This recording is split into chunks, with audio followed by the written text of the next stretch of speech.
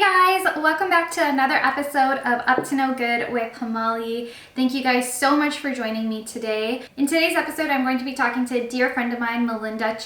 She is part owner of Bangles Jewelry, and that's where I get all my Indian jewelry from. Today's episode is going to focus on our journey as entrepreneurs in a creative field. Coming from an Indian background, I always felt like this was something that was really difficult to pursue, and it came with a lot of judgment and confusion. So please join us as we go into depth about being an entrepreneur in a creative field. And don't forget to like this video and subscribe to my channel. Hey Melinda, how are you? I'm good. How are you?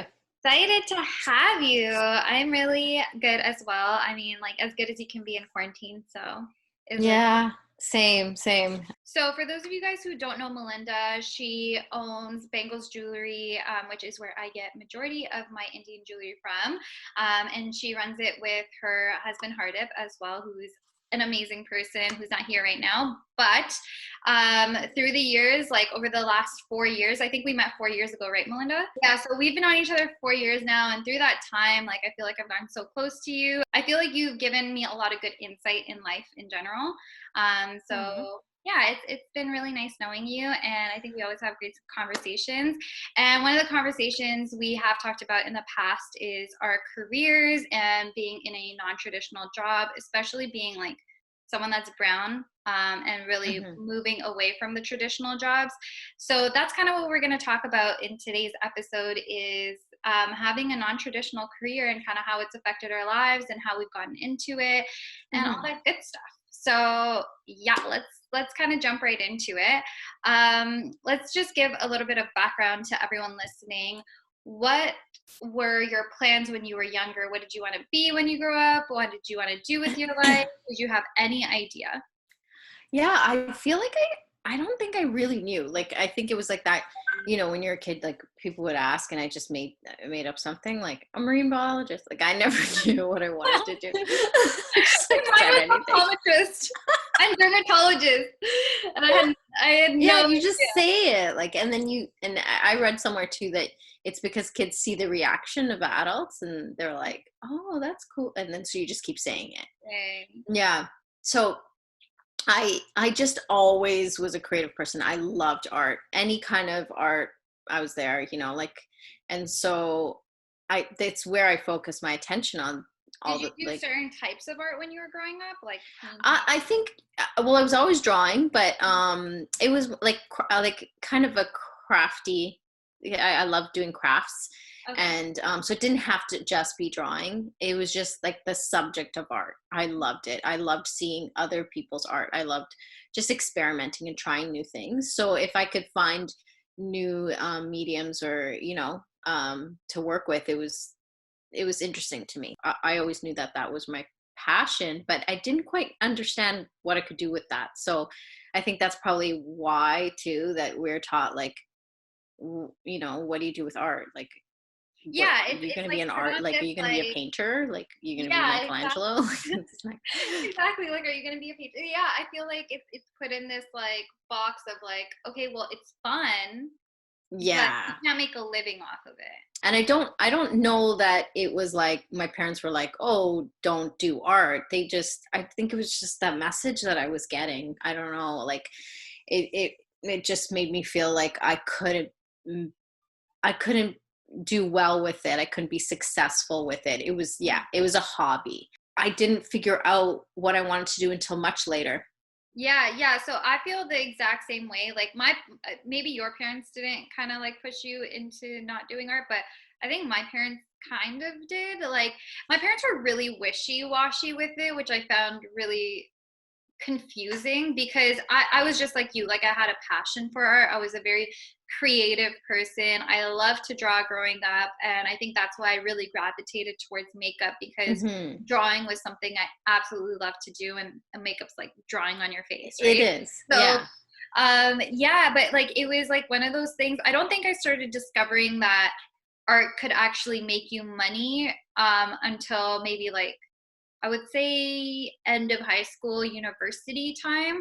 That's the same time for me. Yeah, and I think it's kind of it sucks because it's like you should nourish those skills. Like obviously the more you practice and nourish those skills when you're younger, the better you get as you're older. But some of us don't even figure it out till like so much later, that we don't really practice those skills thoroughly to be the best that we can be until much, much later in life.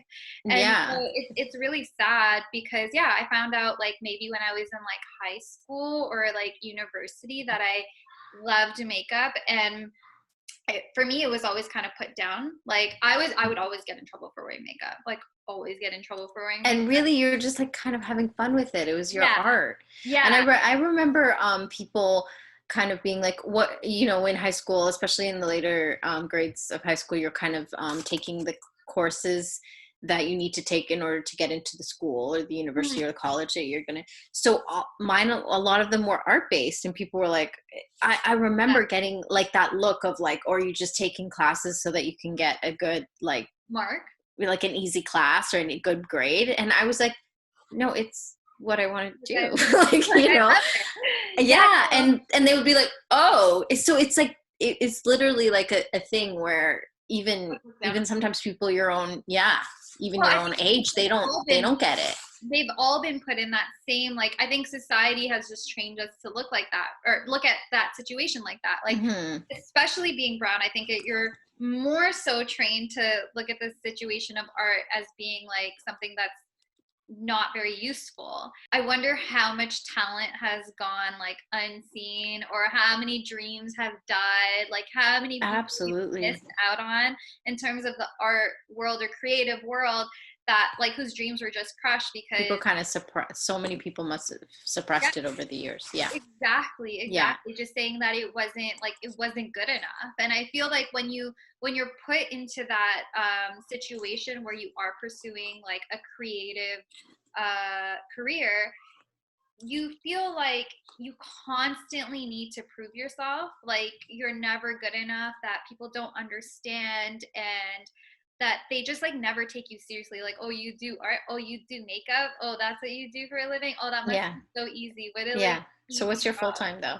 Like what what do you do like actually though? And like I get that all the time. Like when I say like I'm a content creator or whatever, they're like, oh, okay, but like what do you like actually do?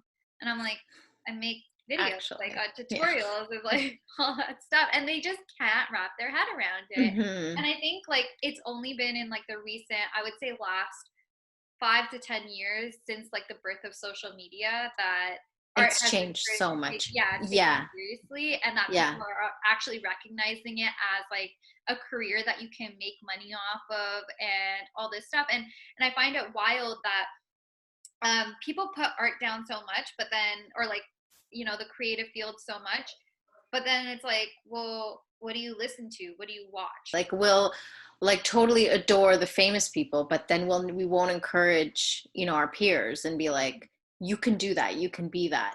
But you're right, like social media has really changed it. We still have work to do in terms of how we encourage the younger generation into getting into the arts, but having that platform there, it's like, you know what? I don't need to ask anybody's permission. I can make art and I can put it out there, and it can be any form of art. And something that people don't always realize with social media now is that you can literally pursue any career you want because of social media. Like, because there's like, before, your market was really just, I guess, your community, like where you lived around, and like eventually you can get bigger and bigger and bigger and become like international or whatever, but that was a really long and hard process to go through. But with social media, you can become like international almost immediately. The world is your the world customer base, I guess.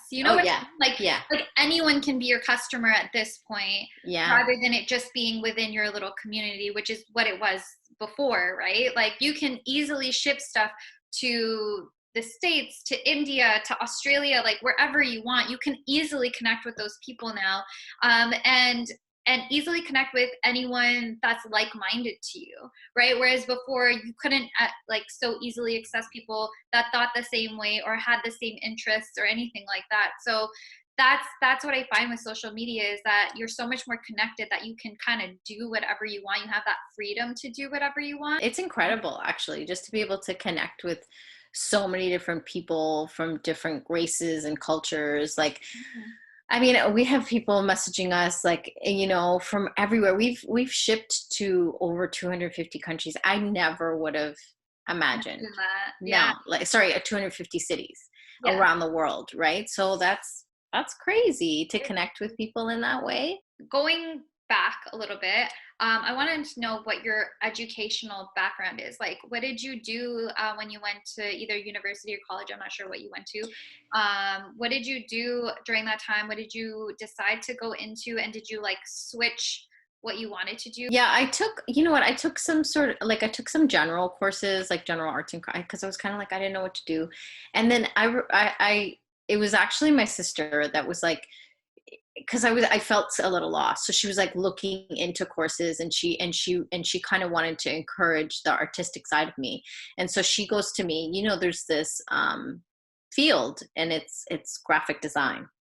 And so, Was that new back it then? was new-ish. Okay. Like, it wasn't that new. It's just that I didn't really know. The third year was all computer based, but everything else before that was kind of like we were entering into the computer stuff, but we were like everything, like typography, everything had to be done by hand, because it was like, if you're going to go into this and start working in a computer, you got to know how to do it how people used to do it, and you got to know why you're doing it on the computer. So like I said, I don't know if it's still done that way, but it really made me respect the whole art form. It taught me a lot. My eye, like, I feel like I have like a very particular eye. Like, Like I so notice detailed. things. I know, yeah, I Yeah. can't look at a pic. Like, I'm looking at myself right now, and I'm like, my background's like, I can't help it. Like, I Yeah. notice everything needs to be kind of lined up, and I'm so grateful for that, because obviously any business, especially in the business that we're in, we need graphic design. Mhm. So I do my own graphic design many like a lot of times, but then even if I outsource the graphic design, I know exactly what I want. I know exactly what I need to look for. Mhm. And so, yeah, it's not just flyers and things. It's even just like working with a photographer, working with someone else that's helping You're me able create the to create your or brand. execute your vision a lot better because you have Yeah, knowledge. absolutely. I find it so interesting that, like, what we were saying, um I thought that, it's a hobby, it's not going to make me money, it's just art. And then it comes back, and I'm doing jewelry, and it's a form of art, Mhm. but yet all those skills, like whether it be color balancing and all of those skills, Come into have play. come into play. Yeah, yeah. Yeah. So like just to kind of add on to that, because I get that question a lot of like, what's your educational background? And I didn't do any type of art in university. I focused on business. I did marketing management. That's like my major. And especially like right when I got out of university, my dad was like, you spent all this time, in university, and you're not even using any of that education. What a waste of money, what a waste of education, what a waste of time. And like at the time when he said that to me, I felt like I was like so naive, and I was like, yeah, I know, like what a waste. Like I could have just gone into makeup right away. Like why did I even waste my time and blah blah Uh-huh. blah. And then now looking back at it, I was like, no, I'm like actually going to university helped me accelerate my business to a whole nother level that I don't even think I probably would have gotten to that point, but probably later on in my career. This is what I like to tell people, is that it's not about what you know, it's about how you apply it. You could have easily just been like, jewelry and graphic design don't go together. You know what I Hmm. mean? Like you could have Yeah. easily dismissed those two, but you pick and choose what skills that you learned through graphic design and applied it to your jewelry making. Obviously, it's a different scenario, so you have to apply accordingly and adjust, to the situation, but it still works. Like you just need to know your foundation basically. And Yeah. I don't think that's what a lot of people understand. I'm like, even though I do like have a business background, so much of that helped me when I launched my own business, because like everyone thought like, oh, you should just go into sales, you should go into marketing, you should get a 9 to 5. And like, why did you waste all this time if you were just going to do makeup? And Yeah. to me, it's like, man, it's not just makeup though. It's a business. There's so much to it. Like you can have all these creative skills. Like I'm like, I could have became a doctor, and if I don't know how to run a business, then will my practice run?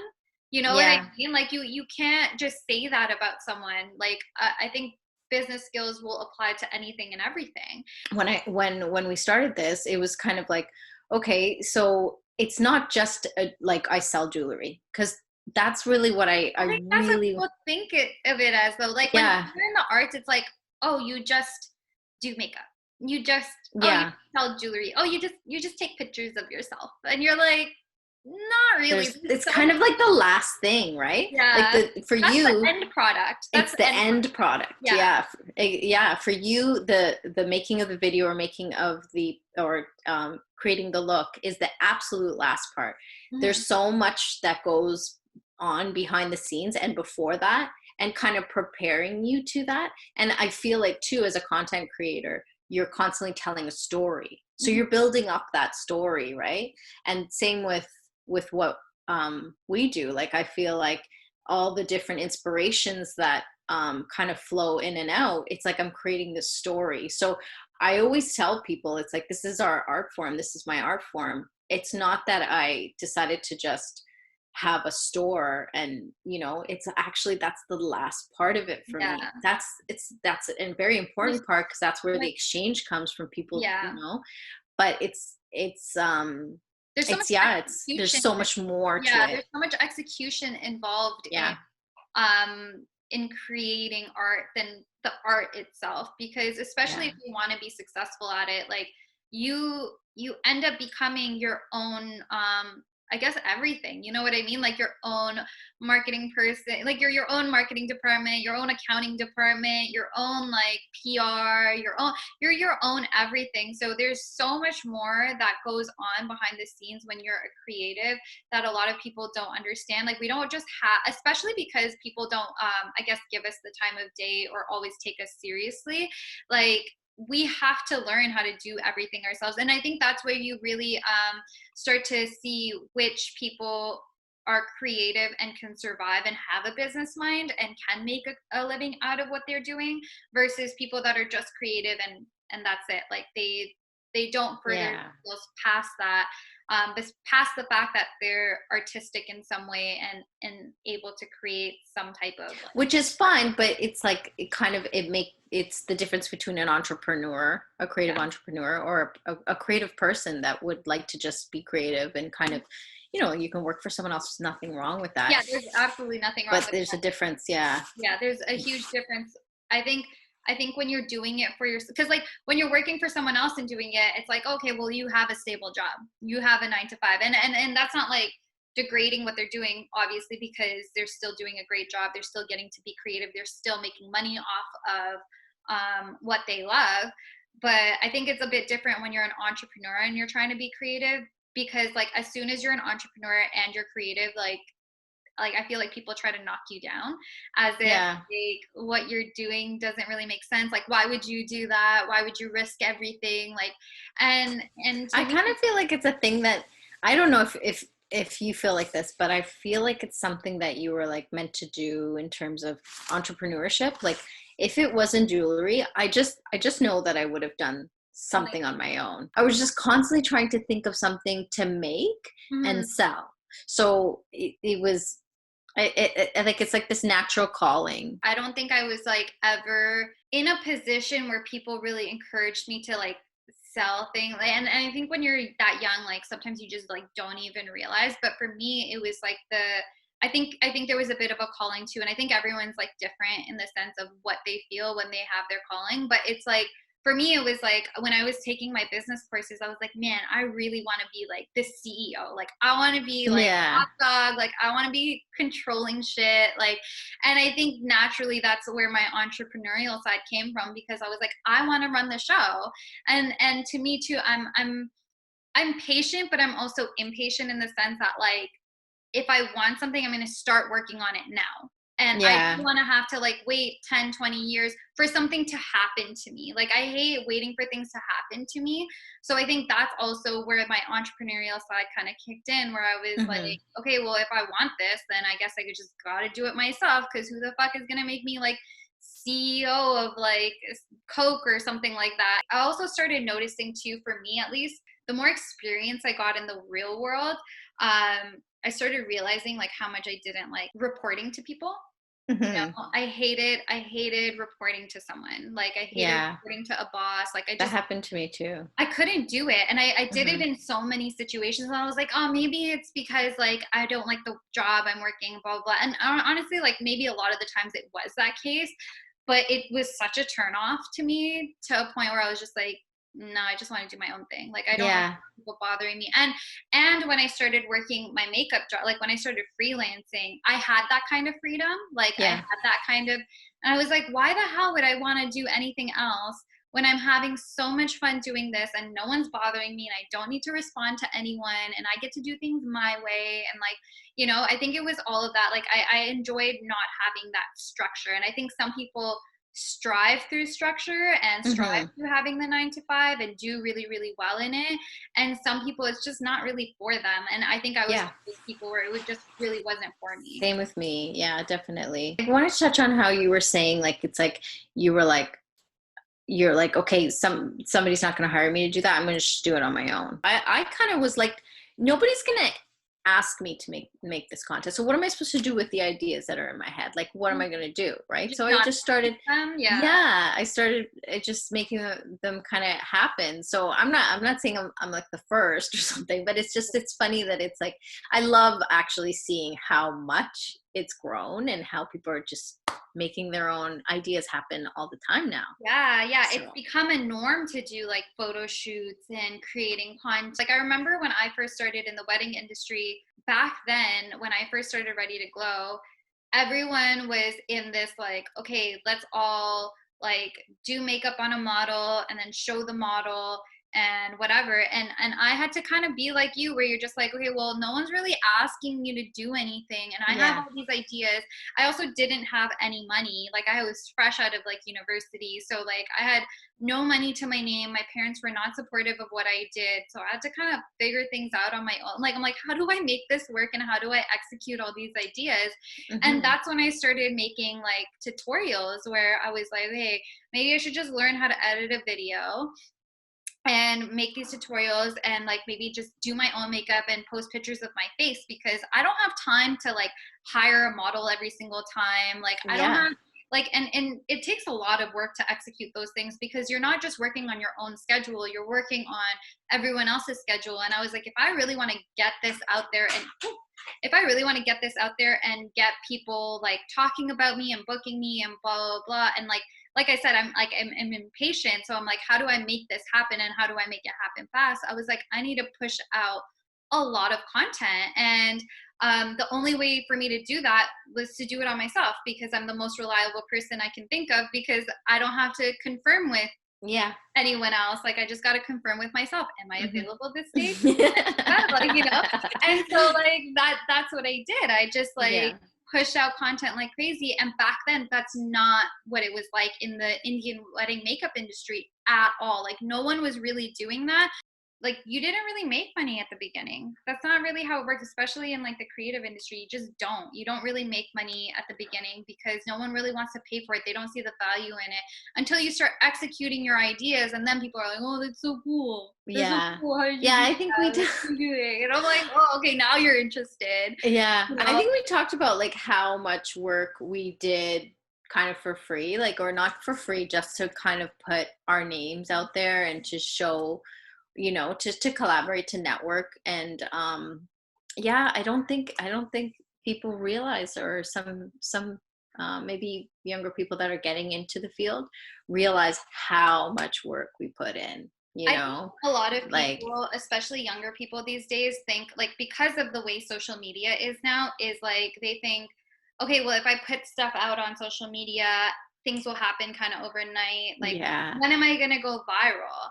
And it's like, okay, that's not really how it works. Like for some people it does, don't get me wrong. There's like the few like odd ones out that do go viral and their life changes Hmm. and whatever. But for You majority of can't really people, bank on that. yeah, Yeah. for majority of people, that's not really how it works. Yeah. It's like you will eventually, but there's so much work that went into it for you to get to that point of being viral. Like it didn't just Hmm. happen within like 2-3 months. Like this was like years and years and years and years of buildup to get to this point of you getting this opportunity that changed your life, that did, you know what I mean? Like there's so much work that goes into it that people don't see behind the scenes to And get. that's really what makes the difference, right? Like, I mean, I know what you mean. Like, we actually started in a flea market. I don't know if you know that. Oh, I didn't know that. No. Yeah, like we literally started in a flea market, and then we did Harborfront. You know how there's all those like Yeah, those little yeah, clothes. it was really cool because we lived downtown. We actually lived right across the street, so we would like set up. So at that point, I was like, I had a full-time job and I was working the Harborfront booth Saturday and Sunday. So I was working like 7 days a week, and Yeah. it was so tiring. But I was like, no, this is what I want to do, right? And and and and also Bangles in itself had its stages. So I kind of like at that point, you know, I just, well, to backtrack, I was doing the graphic design. I'm sorry, I finished graphic design. I worked in it for a bit, and I didn't like it. Like we were saying, like I didn't really like working for someone else. I didn't like the projects. I thought they were boring. And then I was like, oh, I need to do something of my own. And then so that's when I was like wanting to do something kind of more cultural. I didn't know how to explain it. I was like, I just Mhm. feel like I want to do something to You do want to with like, embrace like both sides of you, I guess. yeah, yeah. So then we were kind of, I was like, I would sell like all these different knickknacks, like little jewelry boxes from India, pillowcases, um, like Oh, so you have like a wide variety of it things. was back then. So I don't even think it was actually branded. I think this was like maybe 2005, end of 2005 or something. And so it wasn't even branded as Bangles. Then the name came along afterwards when I was like, oh, I just feel like it's so hard to get bangles in your size. You just kind of like, they're like, okay, that's what we have. And you just wear a size that's like 3 sizes bigger than you. You just wear whatever. And I was like, I just always love bangles. So that's kind of where the inspiration came from. And then and bindis too. I was like, so I kind of just always wanted like little knickknacks and stuff. And then after a while, like I said with the makeup, I was like, the bridal, there's like this bridal avenue, and I'm like, that's what really kind of Intriguing. draw. Yeah, I was like, Yeah. the makeup kind of introduced me to those clients and to that world, and showed me that jewelry, there was a lot of outfits out there, there's so many options, and that was only growing, but the jewelry was staying the same. And I'm like, Mhm. what about jewelry, what about accessorizing? And that's what I loved, and that's where that came from. So the concept was like selling everything, and then it just went into just jewelry. Isn't it crazy how like the process takes you to your end result? And I think like so many people are out there being like, well, I don't really know what to do. I don't really know what to do. I don't have a, like, especially people that are like, I want to start my own thing. Cause like I think a lot of people want to start their own thing, but they don't know where to start or what to do. And to me, it's kind of like the easiest solution to that is just trying things. Like just Yeah, try absolutely. random things. Like, and I've told Vicar this all the time too. I'm like, how would you know if you don't try it? Like, how would you know what you're supposed to do or where you're supposed to end up or what you even like to do if you haven't tried a whole bunch of things? You know what I mean? Because at that point you can eliminate. And it's really not just about like, okay, this is what like feeds my heart and soul right from the beginning. It's sometimes it is a process of elimination. You know, Hmm. it's a process, and it happens as you grow as a person too, right? Like for me, when I first started makeup, like it started off as just like, oh, I like drawing, and now I like drawing on my face, and this is just fun, and I like all the colors. And then slowly I started, I met people that were like in the makeup industry, and then I started realizing the business side of it, and I was like, oh, okay, that's really cool. Like I didn't know you can make money off of like a passion. So then I started, indulging in that and like seeing how I could run a business business. And then once I started doing that and I launched Ready to Glow, then it like got into this whole thing of like just content creating. Like content creating was never on my mind. I was like, Yeah. I'm gonna be like the best makeup artist in the world and everyone's gonna hire me and I'm gonna do brides all day long. And like that was my thought process like back in 2016 when I started Ready to Glow. And like that's not even really what I do anymore, you know? Yeah. And it Yeah. was through the process of Ready to Glow and trying out to make tutorials that I was like, oh well, this is really fun. Like I love that I can make tutorials and be creative. But you know, it was interesting what you said about people being like, I want to do something, but I'm not sure what. And Yeah. I think that happens to so many people.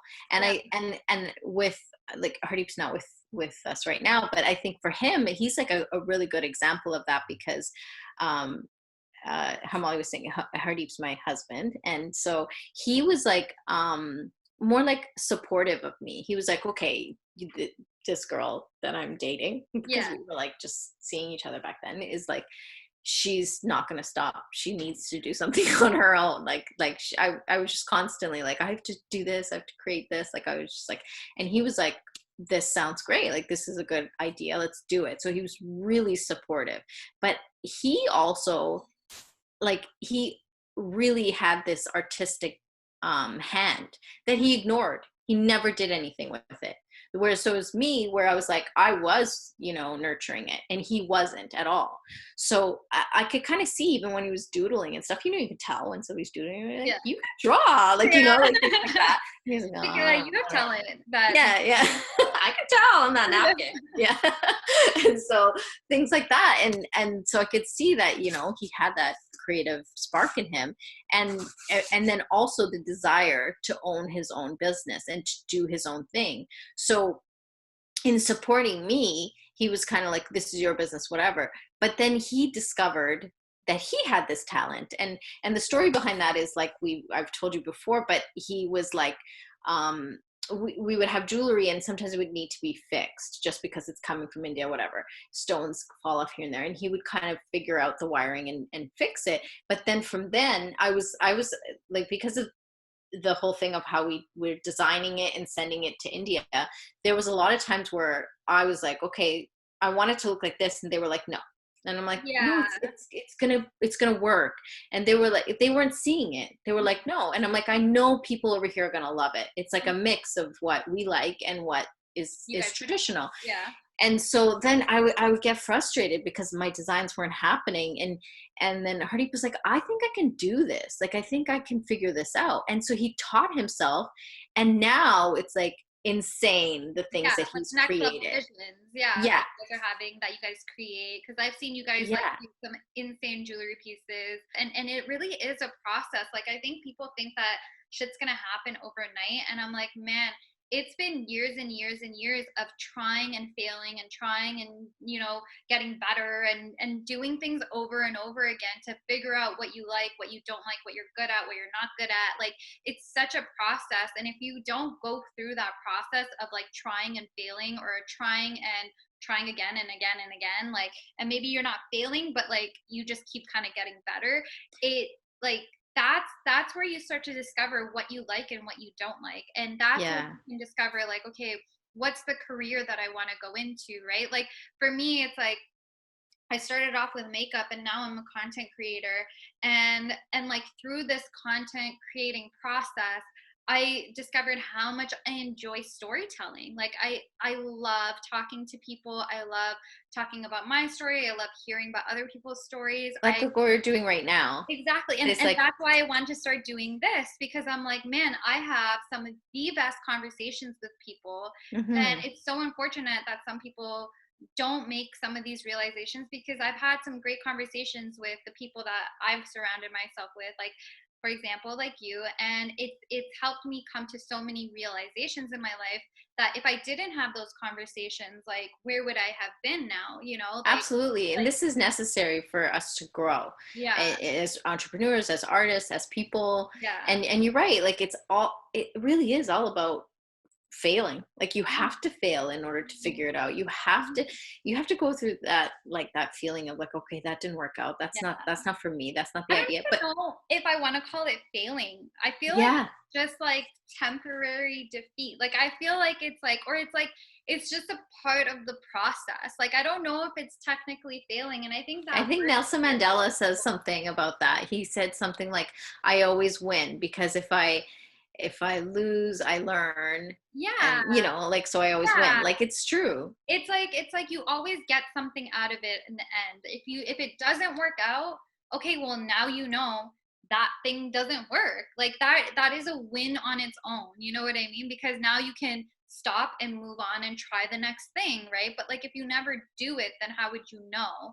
And how would you even get to the point of like succeeding without even like tried that first step? It's like I keep saying, like everyone wants everything to happen overnight, and it's not really how it works. It's like there needs to be some type of process to it. There needs to be times where you get shut down, and there needs to be times where things don't really work out, so that you need to try it this way and this way and that way until it does work out. Or like you need to rethink your vision and look at it in a different perspective, because maybe you've just been looking at it all wrong, you know? Yeah. And I think that's where it all comes down to. It's like you can always discover some like what you want your end goal to be. It's really the, do you want to put in the work to get there though?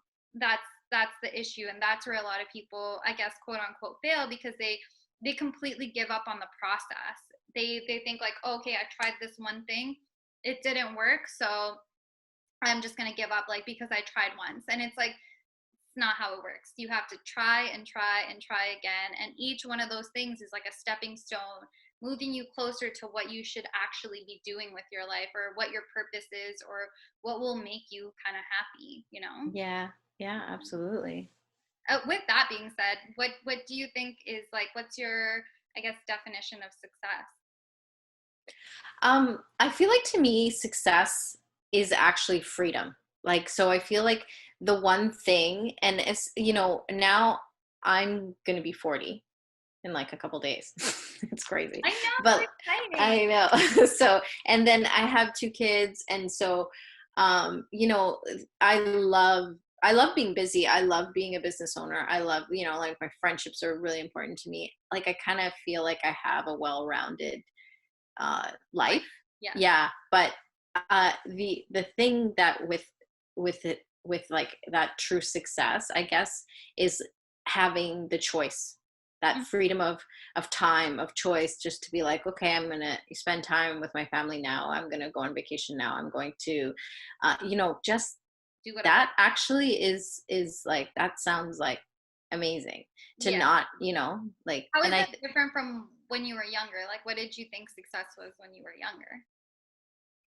yeah, And probably. like maybe like when did you start realizing the difference, I guess?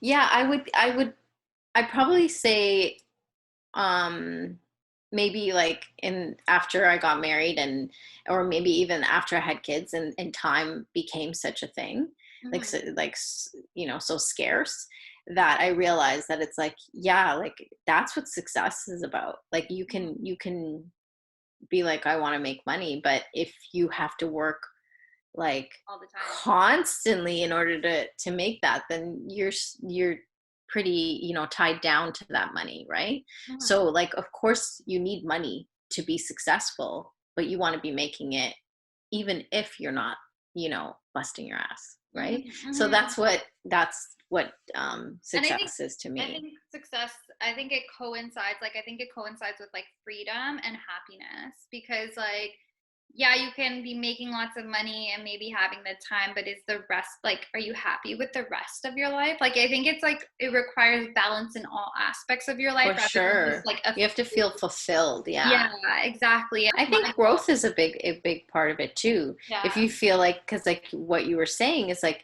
it you kind of started as a makeup artist and became a content creator, and now like you're doing things like this which really kind of serve you. Mhm. So growth is a huge part of success. You Mhm. feel like, you're contributing if you're Yeah, growing, right? yeah, So yeah, no, 100%. yeah. Man, this is a really good conversation. I'm gonna kind of end it there, just so it doesn't get too long. But I had a great time talking with you. Yeah, so did I. It was so Yes, interesting. I know it always is. Yeah. I'm such an interesting person. No, I'm kidding. Yeah. It's all because of me. No, I'm kidding. I'm really excited to even just see kind of who else you talk to No, and I can't how wait. it all comes together, because these conversations, like, we need them. Yeah, Like, it helps us all grow. It yeah. and even the, like, someone maybe that has experience is gonna learn new insight from Mhm, somebody that's coming into the field newer. mhm. We can all learn from each other. So I love it. 100%. Yeah, thank you so Yeah. much. I love you so Thank much. you. And we will chat again soon. Yeah. See you soon. Bye. Bye.